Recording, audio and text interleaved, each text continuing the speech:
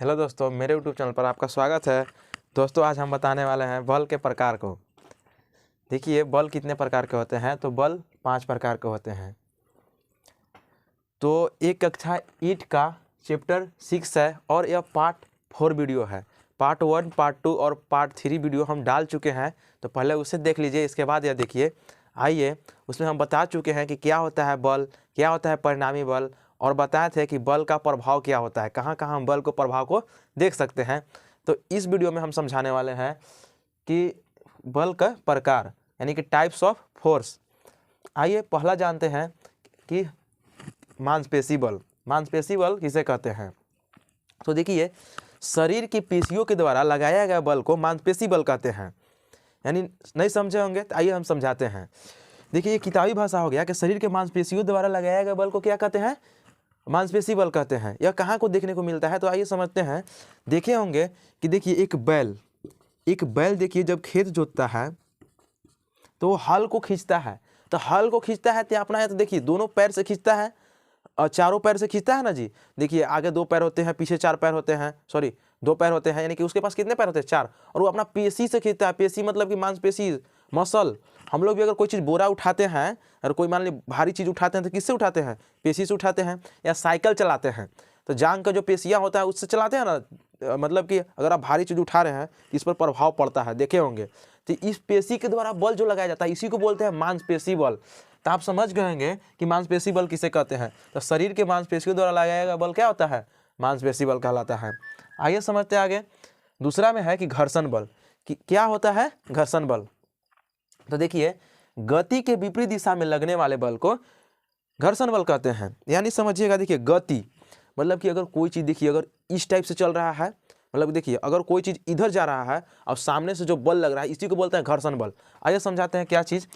कि देखिए, घर्षण बल जैसे कि अगर कोई गेंदा है, अगर फुटबॉल है, और ध्यान समझिए, अगर इसको हम यहाँ से किक मारे, तो देखिए ये धीरे धीरे जाएगा और एक निश्चित समय के बाद जाकर रुक जाएगा। यानी कहने का मतलब है कि देखिए, इधर से हम गति में लाए थे, लेकिन इधर से जो विपरीत दिशा में बल लग रहा था, ये रुका क्यों। देखिए, बल का काम होता है ना जी, कि किसी कोई भी वस्तु है अगर गति में, तो उसको क्या करेगा, विरामावस्था में ला देगा, और कोई विरामावस्था में उसको क्या करेगा, गति में ला देगा। तो हम फुटबॉल को जब किक किए, लात से जब मारे, तो उसको क्या होना चाहिए, गति में रहना चाहिए था। लेकिन एक निश्चित समय के बाद यह क्या हुआ, रुका। क्यों रुका, क्योंकि इसके विपरीत दिशा में एक बल लग रहा था। उसी बल को हम क्या कहें, घर्षण बल। यह क्यों रुका, क्योंकि इस पर घर्षण बल अप्लाइड हो रहा था, लग रहा था।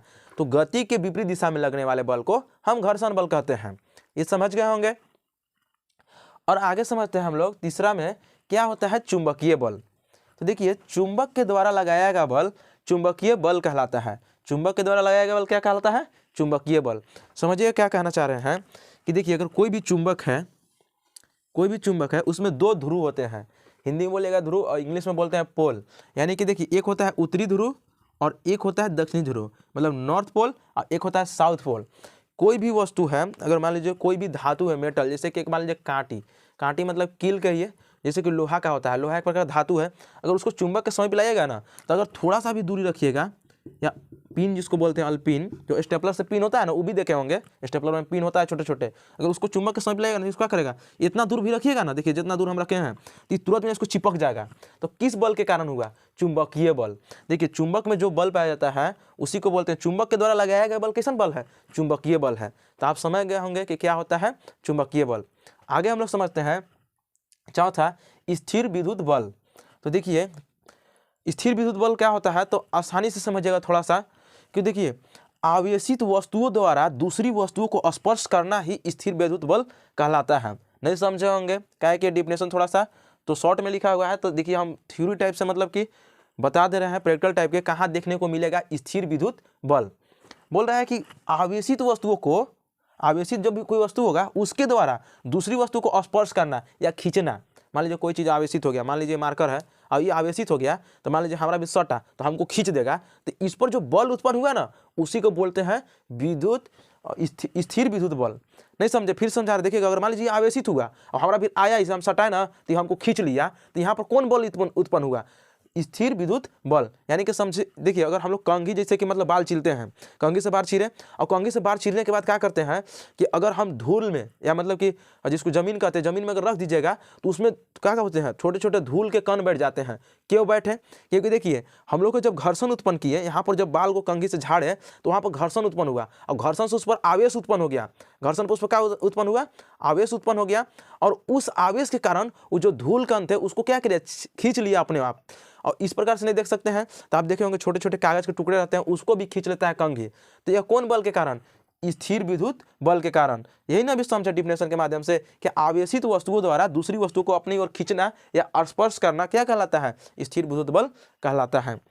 तो मुझे आशा है कि ये चीज़ 4 आपको समझ में आए होंगे।